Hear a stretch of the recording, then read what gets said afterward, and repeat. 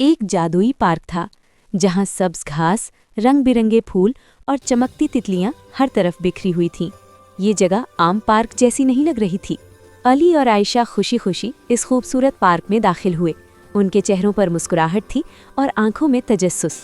दोनों हंसते दौड़ते और एक दूसरे के साथ खेल रहे थे। उन्हें अंदाजा भी नहीं था कि आगे क्या होने वाला है।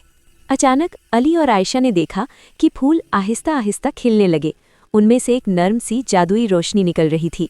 फिर अचानक तेज हवा चलने लगी, दरख्त हिलने लगे, पत्ते उड़ने लगे और पूरा पार्क खामोशी में डूब गया। इसी खामोश लम्हे में फिजा के बीच एक सुनहरी रोशनी चमकी। अली और आयशा हैरत से उस रोशनी को देखने लगे। जो दिल से नेकी करता है और दूसरों की मदद करता है, जादू हमेशा उसका साथ देता है। अली और आयशा एक दूसरे को देखने लगे। उनके दिल में थोड़ा सा डर था, मगर इससे ज्यादा तजस्सुस और हैरत थी। तभी अली की नज़र घास पर पड़ी। वहाँ कुछ सुनहरी सा चमक रहा था, जैसे कोई खास चीज़ उनका इंतज़ार कर रही हो। दोनों समझ गए कि ये कोई आम चीज़ नहीं, ये पार्क किसी बड़े राज को छिपा रहा था। अचानक वो सुनहरी सिक्का खुद ही आहिस्ता आहिस्ता हरकत करने लगा। अली और आयशा की आंखें हैरत से खली की खली रह गईं। इसी लम्हे ज़मीन पर एक रोशन जादुई रास्ता बनने लगा।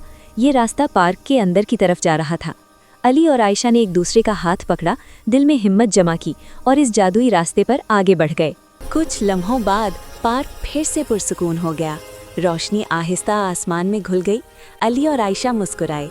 ये सब एक खूबसूरत ख्वाब लग रहा था, मगर वो जान गए थे कि नेकी में वाकई जादू होता है।